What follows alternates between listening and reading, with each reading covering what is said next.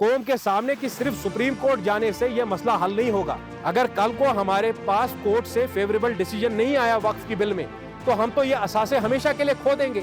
मुसलमानों की कौन सी तायद कर रहे हैं वो तो वक्फ पे डिस्कशन भी होने नहीं दे रहे। फारूक साहब आज पसे पर्दा बीजेपी के साथ हैं। बिलखुसूस जो लास्ट 3 दिन जो हुआ, जो शर्मनाक हरकतें वहाँ की गई, जो कि क्या मजबूरी थी कि रमजान के पाक मुकद्दस महीने में ही उन्होंने ये इजलास रखा। आपने आज तक 1987 की रिगिंग के पीछे जो मामलात हुए उस पर कोई इंक्वायरी क्यों नहीं बिठाई?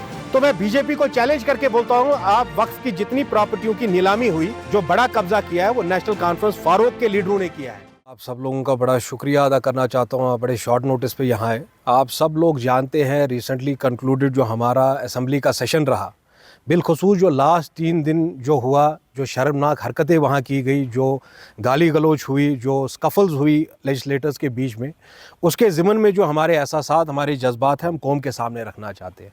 हमने वक्तन फ़वक्तन फ़ारूक अब्दुल्ला, जिसकी पार्टी अभी रूलिंग अलायंस में सबसे बड़ी पार्टी है, हमने उनसे सवाल किए कि क्या मजबूरी थी कि रमज़ान के पाक मुकद्दस महीने में ही उन्होंने ये इजलास रखा।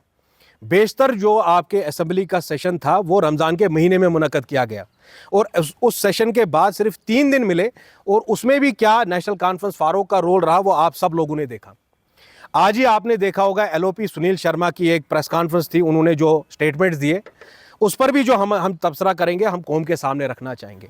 हम सबसे पहले बीजेपी को कहना चाहेंगे कि भाई अगर फारूक अब्दुल्ला वाले इतने ही दुश्मन हैं आपके, तो आपने ईडी का केस पीएचईडी जब डिसॉल्व की फारूक अब्दुल्ला ने, उसके बाद ईडी का केस उनके खिलाफ आपने खत्म क्यों कर दिया? आपने आज तक 1987 की रिगिंग के पीछे जो मामलात हुए उस पर कोई इंक्वायरी क्यों नहीं बिठाई? हम ही ने एक प्रेस कॉन्फ्रेंस में कही कि पिछले 3.5 साल से नेशनल कॉन्फ्रेंस के जो चीफ है फारूक अब्दुल्ला, वो आईएसआई के हैंडलर से बात कर रहे थे, पैसों का एक्सचेंज हुआ। अगर अमित शाह इतने ही बड़े दुश्मन है फारूक अब्दुल्ला और उमर अब्दुल्ला के, तो वो इंक्वायरी क्यों नहीं बिठाते इन सारी चीज़ों पर? आपको मालूम है कि भाई ज़मीन का वक्फ का जो इतना सब रकबा जो है लैंड का, उसको कब्जा किया गया है, सबसे ज़्यादा कब्जा तो फारूक अब्दुल्ला की पार्टी ने किया है। अगर बीजेपी और फारूक अब्दुल्ला के बीच में दोस्ती नहीं है, तो मैं बीजेपी को चैलेंज करके बोलता हूं, आप वक्फ की जितनी प्रॉपर्टियों की नीलामी हुई या जितनों का कब्जा हुआ है जम्मू कश्मीर में, सबसे ज़्यादा जो बड़ा कब्जा किया है वो नेशनल कॉन्फ्रेंस फारूक के लीडरों ने किया है, उनके कारकुनों ने किया है।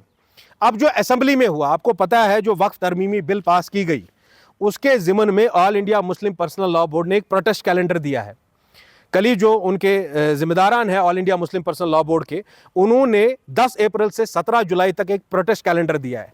मेरी पार्टी ने तो बिला किसी खौफ के, किसी लिहाज के बात कही है, जो हमारे बुजुर्ग, मुसलमानों के बुजुर्ग, जो इस कौम के बुजुर्ग बोल रहे हैं, उसके साथ हम खड़े हैं, उनकी तायद में हम खड़े हैं। हम all India Muslim personal law board के हर प्रोग्राम को लेटर एंड स्पिरिट फॉलो करेंगे। 28 स्टेट, 8 यूनियन टेरिटरी में सिर्फ एक मुसलमान चीफ मिनिस्टर है। उमर साहब चुप क्यों है? खाली ये बोलने से कि हम सुप्रीम कोर्ट में जाने वाले हैं। और आपकी वसादत से मैं ये चीज़ भी क्लियर कर दूं कौम के सामने कि सिर्फ सुप्रीम कोर्ट जाने से यह मसला हल नहीं होगा। हमने किसानों की बिल पे ये देखा कि किस तरह हमारे सरदार भाई जो है वो सड़कों पे बैठे, उन्होंने पुरअमन जो है अपनी मुहिम को चलाया, अपने एहतिजाज को पूरी इस्तकामत से लड़ा, तब जाके उनको इंसाफ मिला। आप देख रहे हैं कि यहाँ कश्मीर की पार्टियां सिर्फ सुप्रीम कोर्ट जाना चाहती है। क्या हम बाबरी मस्जिद के इशू पे सुप्रीम कोर्ट नहीं गए? क्या हमने देखा नहीं सुप्रीम कोर्ट के वो 4 जज जिन्होंने बाबरी मस्जिद का वर्डिक्ट दिया? एक आदमी रंजन गोगोई, उसको राज्यसभा में ले लिया बीजेपी वालों ने। दूसरे जो एक जज थे बाबरी मस्जिद के वर्डिक्ट में, उनको गवर्नर बना दिया किसी स्टेट का। 370 के मामले में भी यही हुआ। Why are you giving government of India an exit route? अगर कल को हमारे पास कोर्ट से फेवरेबल डिसीजन नहीं आया वक्फ की बिल में, तो हम तो ये असासे हमेशा के लिए खो देंगे। जब हमारे जो किसान भाई हैं उनकी 3 बिलें आई, क्या वो सुप्रीम कोर्ट गए? ये जंग तो हमें सड़क से लेकर संसद तक लड़नी पड़ेगी, सड़कों से लेकर पार्लियामेंट तक लड़नी पड़ेगी, अपने लोगों की आवाज़ को बुलंद करना पड़ेगा।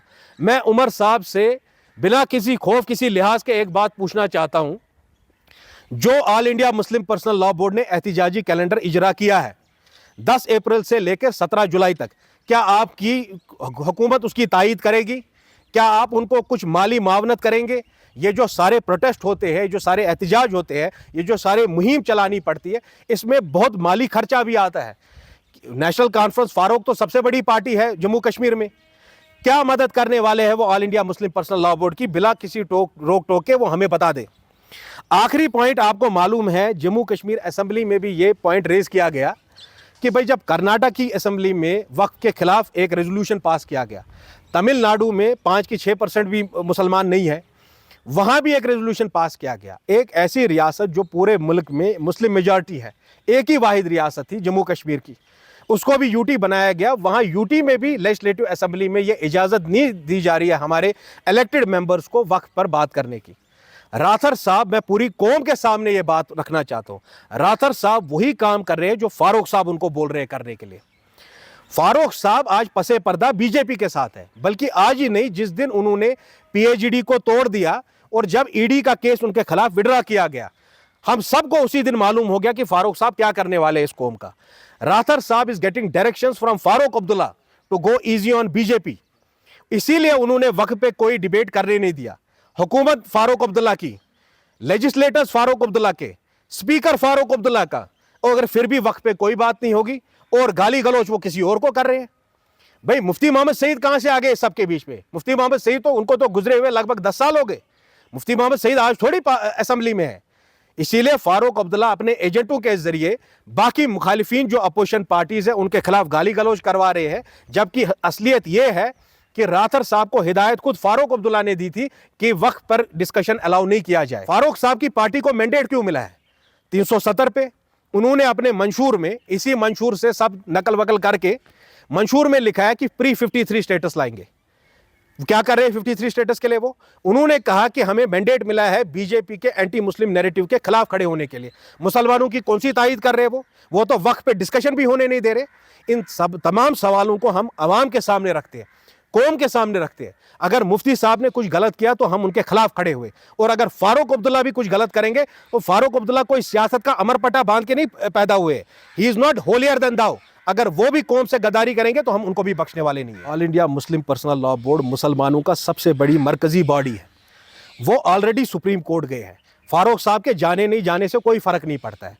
मैंने आपको कहा जो हमारे सरदार भाई लड़ रहे थे, किसान भाई लड़ रहे थे, वो सड़कों से लड़े, उन्होंने पुरअमन एहतिजाज किया। जिस जदोजहद की कौम की ज़रूरत थी उस कौम की ज़रूरत को उन्हें पूरा किया। आज सोसाइटी, आज प्रोप्राइटी, आज हक की बात यह है कि हमें ज़मीन से लेकर पार्लियामेंट तक लड़ना पड़ेगा अपने हकूक़ को वापस हासिल करने के लिए।